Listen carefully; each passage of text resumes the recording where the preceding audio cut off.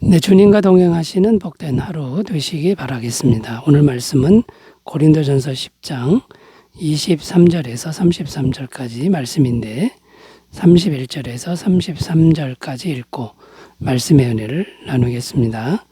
그런즉 너희가 먹든지 마시든지 무엇을 하든지 다 하나님의 영광을 위하여 하라.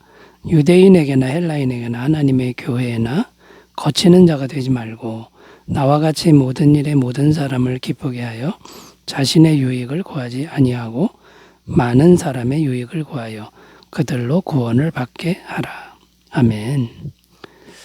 오늘 말씀 앞부분의 내용이 무엇이었냐 하면 우상에게 바쳐진 고기를 먹어도 되느냐에 대한 말씀이었습니다.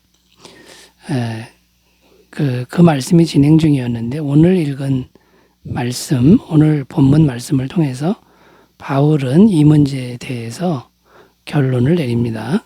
어떻게 결론을 내리냐면 우상의 제단에 바쳐진 고기는 먹어도 된다. 먹어도 죄를 짓는 것은 아니다. 그러나 아직 믿음이 연약한 사람들을 배려해서 안 먹을 수도 있어야 한다라는 것입니다. 그러므로 지금 계속 진행되고 있는 주제는 근본적인 말씀의 주제는 뭐냐면 먹느냐 안 먹느냐의 문제가 아니라는 겁니다. 그것이 근본적인 문제가 아니고 그리스도인이 어떻게 신앙의 자유를 누리고 사용할 것인가의 문제라는 겁니다. 그리스도인의 신앙의 자유라고 말씀드렸는데 이 그리스도인의 신앙의 자유는 그리스도인은 예수님의 십자가 보혈의 은총을 믿는 사람들입니다. 죄와 율법과 저주와 사망으로부터 영원히 자유하다는 것입니다. 어떤 것에도 얽매이지 않는다는 것이죠. 죄를 지어도 죄사함이 영원히 있고 율법을 어겨도 예수님의 의를 영원히 덧입을 수 있기 때문에 그리스도인은 자유하다라는 거고 그 다음에 죽어도 부활과 영생이 영원히 있기 때문에 죽음으로부터도 자유한 상태다라는 겁니다. 그러면 그리스도인은 이렇게 신앙의 자유자인데 그 자유를 마음대로 사용해도 되느냐? 해답은 그렇지 않다는 겁니다. 신앙의 자유를 절제해야 하고 배려할 줄 알아야 되고 또 다른 사람을 사랑하는데 그 자유를 사용해야 한다라는 겁니다. 이런 내용을 요약하는 구절이 오늘 우리가 읽은 31절 말씀인데요. 그런즉 너희가 먹든지 마시든지 무엇을 하든지 다 하나님의 영광을 위하여 하라. 그러니까 자유자인데 무엇을 하든지 이것이 하나님의 영광이 되도록 그 자유를 누리고 사용하라. 이제 이런 말씀이 되는 겁니다. 그래서 오늘 우리가 생각해 볼 것은 그러면 어떻게 하는 것이 구체적으로 하나님의 영광을 위하여 하는 것인가. 자, 이 부분에 대해서 오늘 본문 말씀을 중심으로 찾아보면서 은혜를 나누겠습니다. 첫 번째는 덕을 세울 줄 알아야 한다라고 말씀합니다.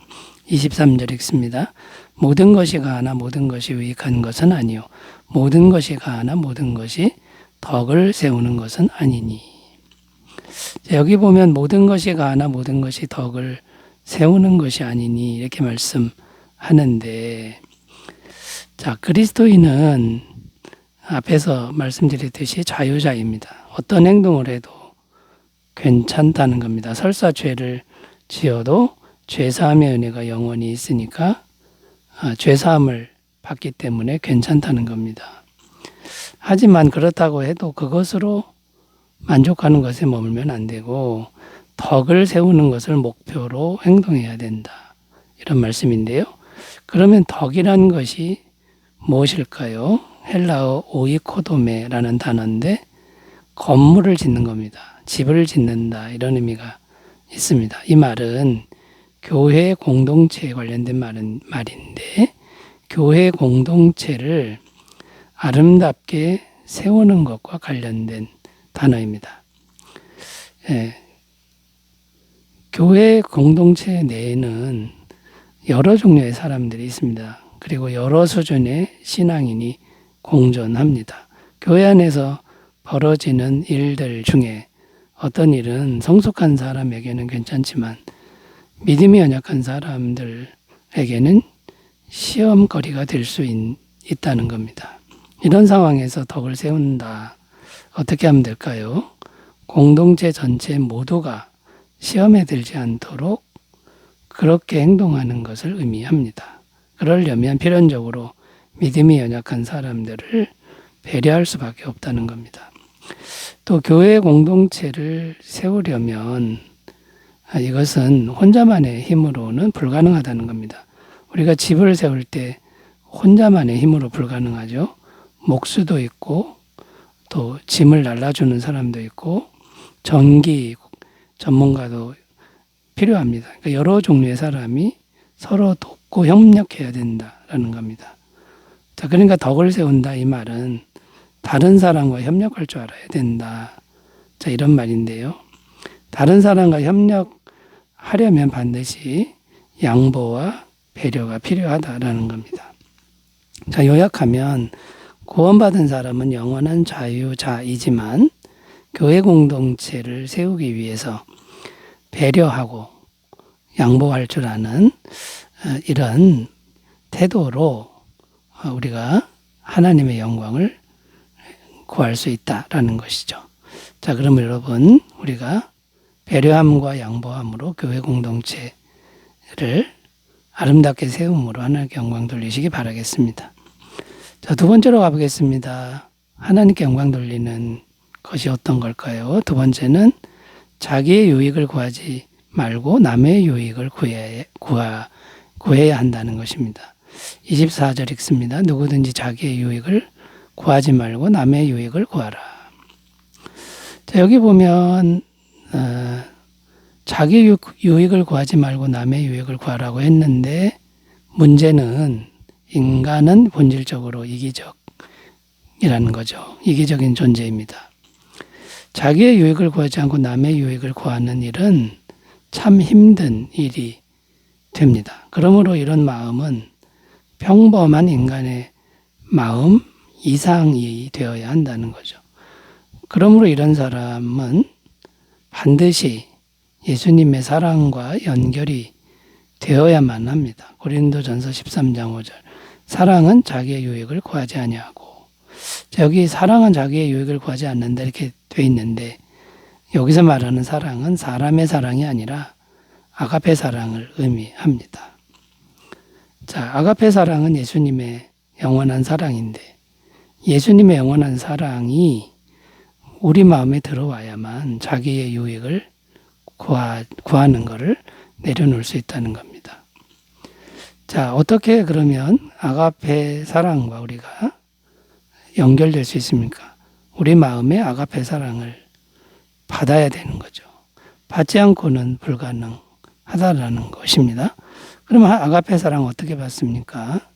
성령님의 임재를 통해서 성령님이 우리 마음에 들어오시는 걸 통해서 하나님의 사랑 아가페가 부어진다고 말씀하고 있습니다. 로마서 5장 5절 소망이 우리를 부끄럽게 하지 아니하면 우리에게 주신 성령으로 말미암아 하나님의 사랑이 우리 마음에 부은 바 됨이니.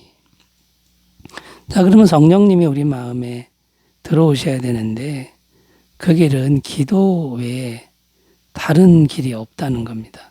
사도행전 2장 42절 45절 그들이 사도의 가르침을 받아 서로 교제하고 떡을 떼며 오로지 기도하기를 힘쓰니라. 사람마다 두려워하는데 사도들로 말미암아 기사와 표적이 많이 나타나니 믿는 사람이 다 함께 있어 모든 물건을 서로 통용하고도 재산과 소유를 팔아 각 사람의 필요를 따라 나눠주며.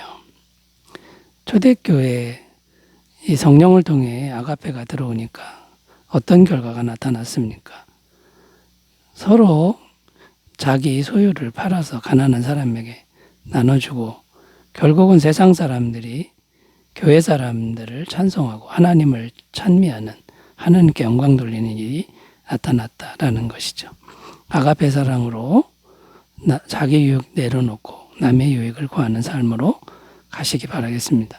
자, 세 번째로 가보겠습니다. 하나님의 영광을 위하는 것. 구체적으로 어떻게 하는 걸까요? 세 번째는 양심을 지킬 줄 아는 신앙이 되어야 한다라는 겁니다.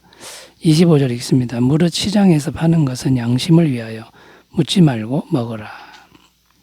자, 이 말씀에 보면 양심을 위하여라는 말이 나오는데 27절과 28절 이어지는 말씀에도 계속 반복되고 있습니다.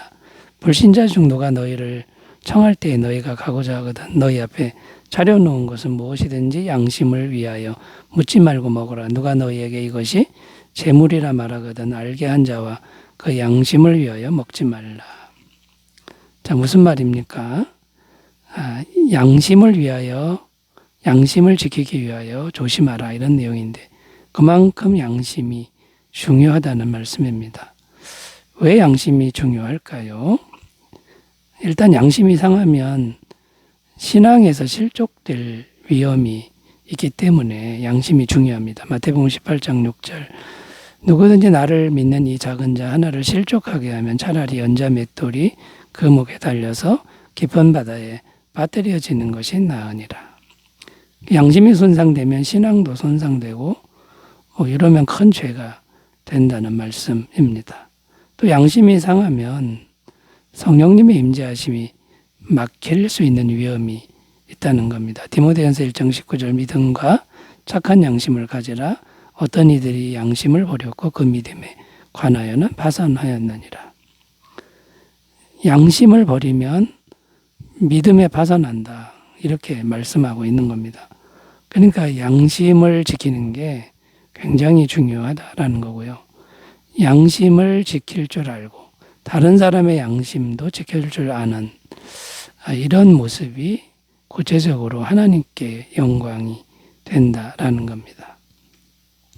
여러분 어떤 경우에도 양심을 무시하지 않도록 원칙을 세우고 행동한다 그러면 이제 하나님께 영광 돌리는 우리의 신앙은 굳건하게 잘 지켜지고 또 하나님의 영광 받으시는 그 일도 계속 될 줄로 믿습니다.